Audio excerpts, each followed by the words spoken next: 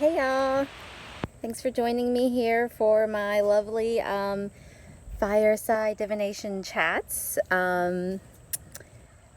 So if you haven't already are aware, my name is Amstel, and this is the first of my rune chats. So I'm very happy that you are here and excited that you are joining me. On my channel, I will be covering a variety of topics, not just runes, but I will be covering palmistry, tarot, astrology, and sociology, because that is my academic background. But for today, we're going to start with an introduction to runes. So for me personally, my personal interest in runes, or rather the reason why I'm starting a lot of this, is because a lot of the information that exists on the internet sucks. I don't like the information. There's not a lot of working information that's freely available out there for the runes. Now, when you start going and studying the runes for yourself, sure, you'll find a lot of people who will tell you, all right, go find a copy of the rune poems, go find a copy of the Eddas, go pick up a copy of this and that book, you know. And we'll get into recommended mended reading in a moment. And there's plenty of good books to be sure, but when it comes down to it, runes are a personal practice. Rune reading is a personal practice in a way that tarot and astrology is not, because when it gets down to it, astrology is a hard science. You're either right or you're wrong. Your sun is your ego. Your moon is your subconscious and your emotional side. Straight up. Like, it is what it is. Like, you can't change that part about you. I mean, you know, we can argue about transits all day long and how that's going to particularly affect someone, but at the end of the day, you know, when you read a natal chart is a natal chart is a natal chart. And a Sagittarian is a Sagittarian is a Sagittarian, and Mercury and Venus, that doesn't change. And tarot more or less has a right and wrong way. By the way, guys, this is my co-host. You can't see her, but I've got my Stella dog with me. You might hear her walking back and forth. But, you know, tarot does more or less have a right and wrong answer, you know. Death means transformation. It means a time of transition for the bad or for the good. It doesn't necessarily mean literal death. You know, the High Priestess would be someone who's guarding secrets, a liminal space, a very Hecatian card. Again, it does have a right or wrong answer associated with it. I don't necessarily believe in a right or wrong way to do tarot, but I do believe in a flat out, there is a wrong way to read that card. Definitely aspects that can be ignored and picked up, but, you know, tarot does have a cut and dry way. Runes, not so much. Runes are very interesting. For one thing, they're an alphabet. And I really like Diana Paxson. One of the first things she says about runes in her book, Taking Up the Runes, which I have a copy of right here. And I'll be the first to admit, I'm a big Diana Paxson fangirl. Like, oh my God, I would probably keel over if I ever met this woman in person. Like, I've come this close to meeting her online, and I'm like, every time. But anyways. Oh, here's a good one. Thoraz, which means thorn, which is defense and protection. She has a really good point in her book that, like the Hebrew alphabet, these letters have meanings, not just associated with their superficial understanding. Like, they have come to have a deeper level of understanding and meaning. That's more or less what Kabbalah is. I think. I don't really know that much about Kabbalah, which is funny because I am Jewish.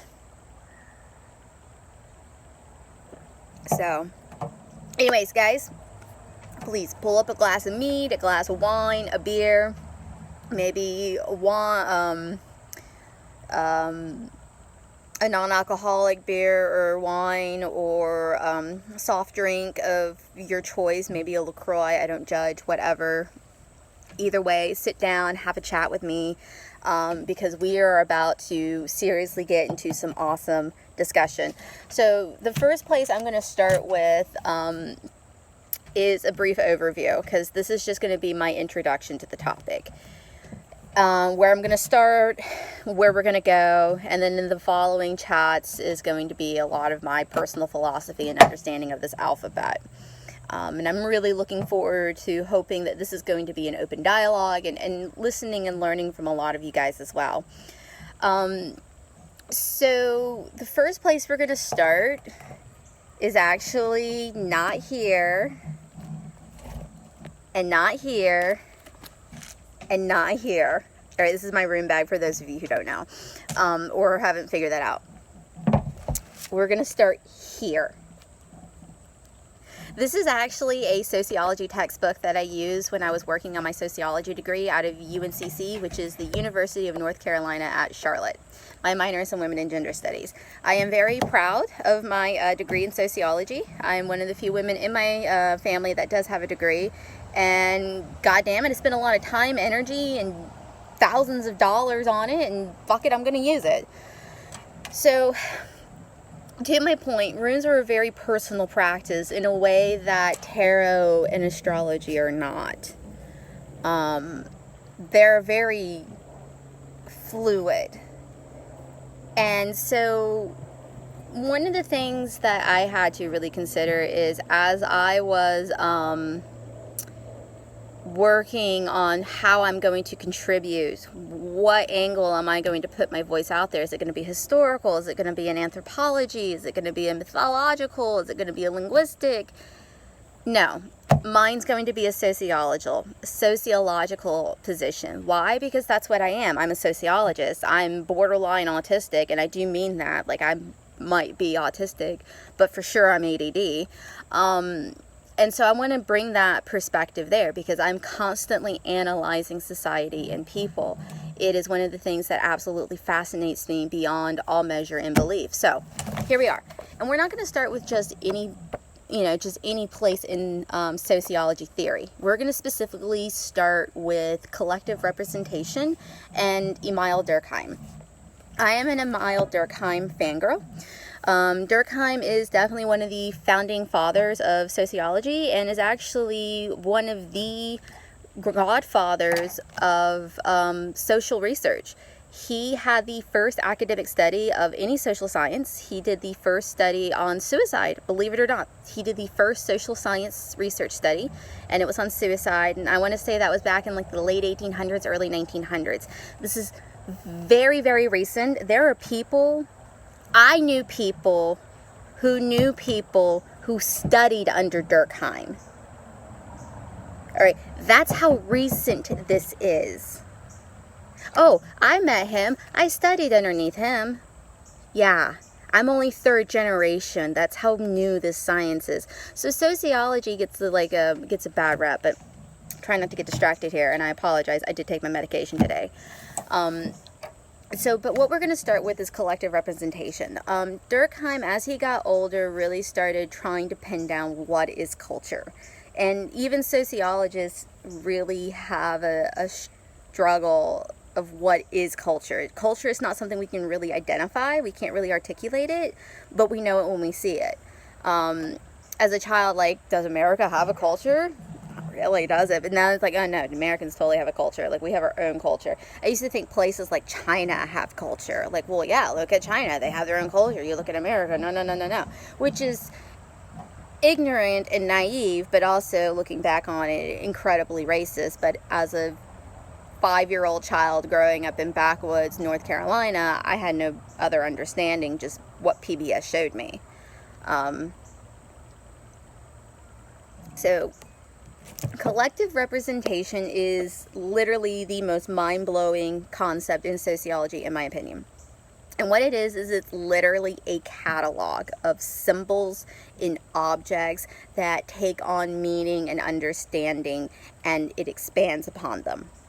And by holding an object, by holding a symbol, by displaying said object or symbol, you are communicating. And so another person can participate in that symbol and can understand it. And keep in mind, symbols and objects are neutral. These are tools. These meanings can convey both good and positive and negative and bad meanings. This is neutral, all right? We're not going to talk about one way or the other. It is what it is. This is just dissecting human society as it is. The literal textbook example of collective representation is, interestingly enough, religion. And Durkheim actually wrote his theory of collective representation upon religion, particularly Christianity. And the role that religion played in society was that it separated the sacred from the profane. That is specifically what it did. That's the function, all right? And we're talking about the anatomy of religion and its role and its purpose within society. We're not, going anything further than that. We're talking about it from a scientific standpoint, okay? It's kind of hard for people to wrap their heads around it because it's a soft science. It's not a hard science, and there's no right or wrong way to do one way or the other. So, moving along. The purpose of religion within society is to separate the sacred from the profane, and there is no rhyme or reason as to what gets selected as sacred and what becomes profane. It is absolute luck of the draw, all right? There is you'll find cultures have commonalities, especially in Europe, and I do hate to be very Eurocentric, because unfortunately I'm white and I grew up in a Eurocentric, viewpoint, but I don't know enough of other places. But I would imagine if you go into South America or in Asia, you start, those cultures that are geographically condensed and very close together, you'll find parallels amongst their mythologies and their etiquettes and their beliefs in the same way that you do amongst Europe. So you find a lot of parallels between, for example, Greek and Roman. I know, that's a cheap way. You find parallels between Scandinavian, Celtic and Irish mythology. But I'm talking about this: A is holy, B is profane. What makes a culture decide that A is holy and the other is profane? It is what it is. It just is. There's no secret sauce. There's no formula. It's just arbitrary, literally. And that's one of the things I really, really like about sociology, is that you really have to understand that some of this shit really is arbitrary. You really have to respect your frame of reference. And understand that even though these are experts, like this book was written mostly by a woman and her husband, so I really, really like that. Other studies like Durkheim was written by a white man in the 1940s. I'm bad with dates. Europe. He's French, Dorothy Smith even mentioned a lot of that. But the reason why I'm putting a lot of emphasis of collective representation is because I want you to understand the concept of symbols, and that symbols serve a purpose in society. Before we can get to this and how I as a reader understand raido and what that means, I'm like, I know, hurry it along, people. Move. I want you to have a basis, all right? I want you to have a foundation of where I'm going with this. I will definitely be finding more links for you. We'll definitely go over what a cultural diamond is, and maybe even Marxian social theory if you're interested in that. Just because it's really fun to apply social theory to runes and heathen culture, because a lot of sociologists just write heathens off as a bunch of racists. Believe me, been there, done that. Do not go to JSTOR. You will be very disappointed. So, moving along. having an understanding of cultural objects, what they are, and collective representation. So this is a catalog of symbols that we as individuals within society tap into to share ideas and to communicate feelings. Part of my recommended reading is Hanging from the Tree. This is Living with the Runes by Scott Alan Monkern. This is a really good book. This is one of the first books I did purchase for myself on rune reading. I will go ahead and say, as far as the sociologist is concerned, this book is written by a man. I don't have anything negative to say about that, other than as a woman reading some of the, when he starts getting into some of the feminine mysteries, I'm like, psst. So, girls, ladies, take that for what it is. He has a good perspective, but understand his is only one out of a sea of many, just as mine is only one out of a sea of many. But what I really like about his book, and I spent, oh my God,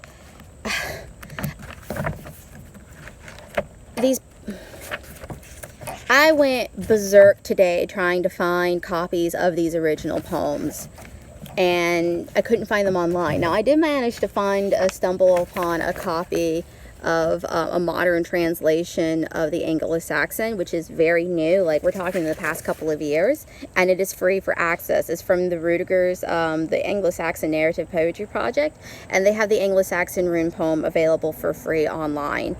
And I will have that posted for you in the links, and I do encourage you to read it, and we will go over this poem at one point. It deserves its own video. I digress.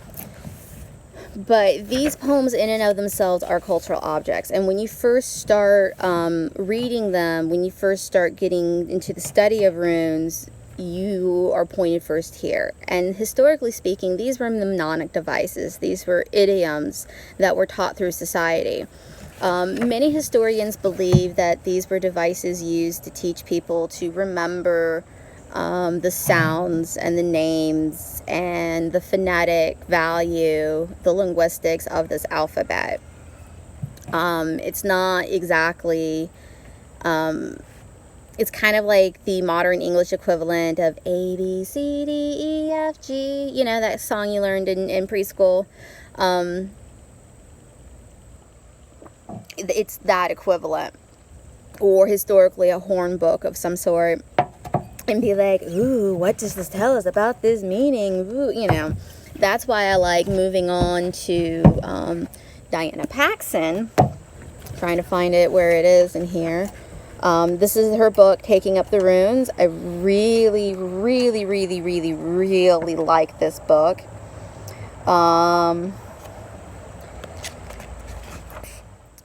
The most obvious use of the runes is as a means of communication. They are indeed an alphabet, a system of symbols representing sounds that can be used to spell words. However, this usefulness does not account for their attraction.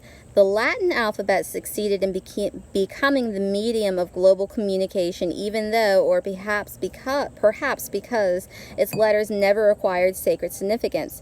As a sacred alphabet, runes are much more like Hebrew letters, each having a meaning in itself that transcends its function as a representation of sound. Like Hebrew letters, each rune has a name of its own and serves as a focus for constellations of meanings, associations, and symbols. There we go. That's the passage I was trying to find. Oh my goodness, dyslexia for the win. I really like this woman's perspective.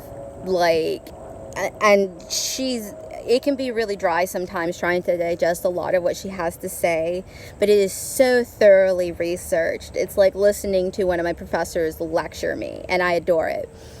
But she literally hits the nail on the head here, all right? And why, as a sociologist, you know, I'm coming back to collective representation over and over and over again. All right, when you understand what collective representation is, what role it serves in society, and what it has to say about society, what it serves society, what it functions in society, then we can begin to dig a little deeper, all right?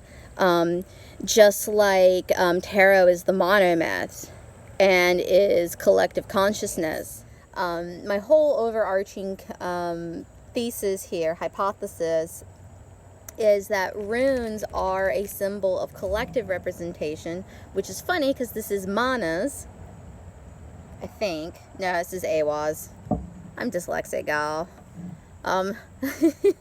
Anyways, is collective representation, because what is it telling us about the values of this society, and how do the values of that historic society apply to today's society? And most importantly, when I pull it out in a reading, how does its meaning apply to the position and to the context? And that's what we're going to get into later on as we start getting more and more deeper into our studies and into our relationship. But for right now, a couple things I want you to guys go and do on your own is, if you are so inclined, I would definitely go read this poem, please. All right. I don't have it with me. I printed it off. I'll post the link, but there is a poem, a website that's free to access for the Icelandic, the Norwegian. There's also an old Swedish one called the Abracadabrum Nordicum, if I'm pronouncing that right, and I'm probably not. I do encourage you to read those. I want you to think about what it's saying about this particular type of society at this moment in time, all right? In context, what can we glean from this source about what the society says at this moment in time? All right. Also, I would encourage you to click on the Wikipedia link for Emile Durkheim. I definitely want you to read up on him because he is a fascinating character. And also click on the Wikipedia link for collective representation. Again, another fascinating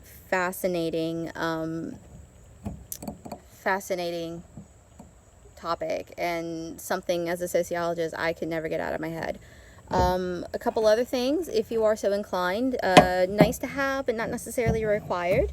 I do recommend grabbing yourself a classic copy of Taking Up the Runes by Diana Paxson, and I also do recommend a copy of Hanging from the Tree, Living with the Runes by Scott Allen Monkern. I will be quoting from these books and citing from these books quite often. I will be reading from them. I do encourage you, if you want to follow along, to grab your own copy. You don't have to, but it's nice to have, and it's recommended. And honestly, they're my favorite books on the topic. And at the very least, though, I need you to have a copy of this. I think if you're going to be studying this, you have to have your own copy. You just do. And if you don't have it already, make your own set. Buy a set. Ideally, honey, I need you to make your set. I don't believe in... I think if they're handcrafted and they speak to you, definitely buy your set. And we'll have an entire topic on runes and buying sets versus making sets and rituals about it. But just to go to a bookstore and buy it, no, I don't like those. I don't. But handcrafted, individual, artisan made, yeah, sure, go for it, especially if they speak for you. But guys, listen, thanks for hanging around with me. I really appreciate it. Please subscribe, like, comment. I want all of your questions. I will be happy to answer them in any way that I possibly can. And I hope to hear from you, and we'll be seeing more of each other. So thank you so much. Y'all have a wonderful day, and